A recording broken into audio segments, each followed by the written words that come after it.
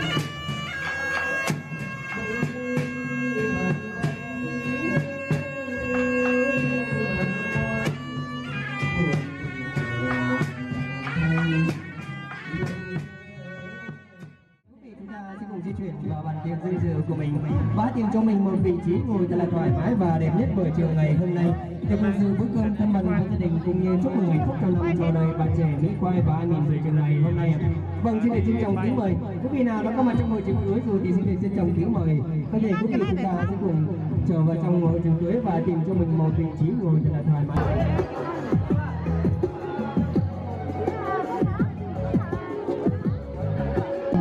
Của người đời thì không thể thiếu được tình cảm của toàn thể quý vị, các ông các bà cô dì chú bác cũng như toàn thể các bạn trẻ nam nữ thanh niên cũng như quan viên hài hòa buổi chiều ngày hôm nay cũng đã mất chút thời gian vàng ngọc của mình trở về đây để chung vui với đôi bên gia đình buổi chiều ngày hôm nay.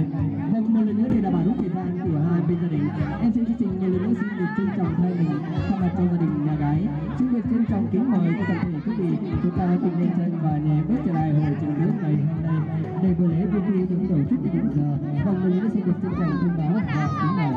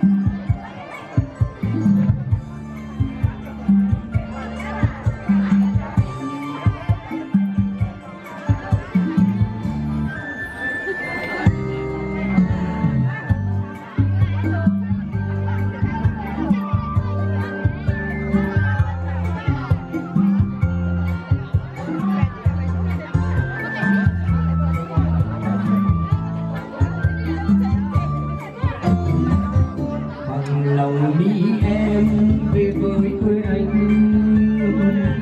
một cù lao xanh, một dòng sông xanh hoa thơm. Vâng, nhưng toàn thể quý vị thân mến, một lần nữa để đảm bảo đúng thời gian của hai bên gia đình đã chọn trong buổi chiều ngày hôm nay. Vâng, em xin chương trình xin được tiếp tục mời và chuyển đến mời các thân mật với gia đình và để tổ chức buổi lễ vui của các bạn trẻ Mỹ Quay và An Ninh được tổ chức sẽ đúng giờ trong buổi chiều ngày hôm nay. Vâng, một lần nữa xin được trân trọng kính mời toàn thể quý vị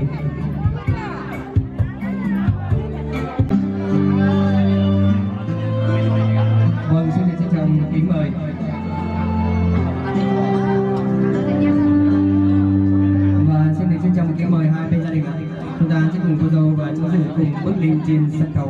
để cùng ra mắt toàn thể quý vị cùng ở trong buổi chiều ngày hôm nay. Chào đôi bạn trẻ ngày hôm nay ạ.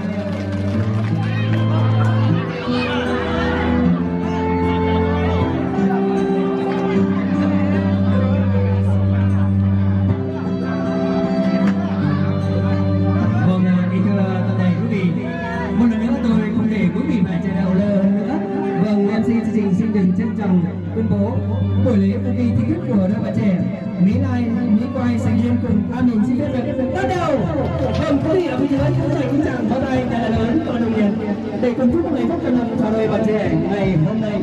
Vâng, một lần nữa xin chúc cho hai bạn trẻ sống trăm năm tình viên mãn, bắt đầu nghĩa phù thề và xin chúc cho hai bên gia đình thông gia luôn luôn mạnh khỏe, hạnh phúc keo sơn bền chặt và gắn bó. Và xin chúc cho toàn thể quý vị ở bên đây và chúc toàn thể quý vị cũng như hai bên gia đình cũng như đôi bạn trẻ ngày hôm nay chúc xuân một năm mới có nhiều sức khỏe, thành công và thành đạt nữa. Vâng, xin được trân trọng cảm ơn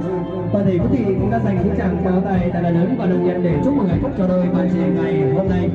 Vâng, kính thưa quý vị thân mến, ngày hôm nay thì nhìn họ thật là đẹp đôi. Kể từ ngày hôm nay họ đã chính thức là của nhau, sống bên nhau cùng xây lâu đài hạnh phúc và hướng về nhau cùng chung một nhịp đập con tim.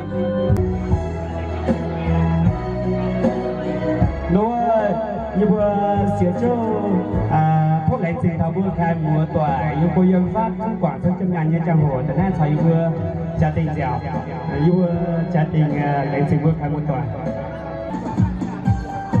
Vâng, kính thưa quý vị, quả thực là ơn cha mẹ thì như trời cao biển rộng, sinh con ra nuôi con lớn từng ngày, cũng có lúc hoàn nạn, lúc đắng cay, vẫn chăm chút và nâng niu như hoa trên cành. Mà ngày hôm nay đây nhìn thấy con lớn lên xây dựng hạnh phúc gia đình, đó là những niềm vui gấp bội của những bậc làm cha làm mẹ. Quả thực là công cha thì như núi Thái Sơn, vâng như mẹ như nước trong nguồn chảy ra, một lòng thơ mẹ kính cha cho tròn chỉ hiếu mới là đạo con. Vâng, một lần nữa cho phép em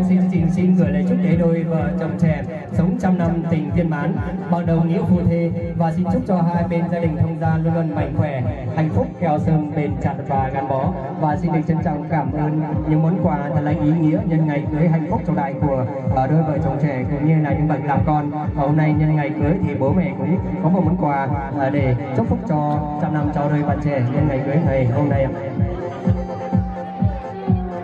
Vâng, một lần nữa quý vị dành một tràng pháo tay thật lớn được không ạ?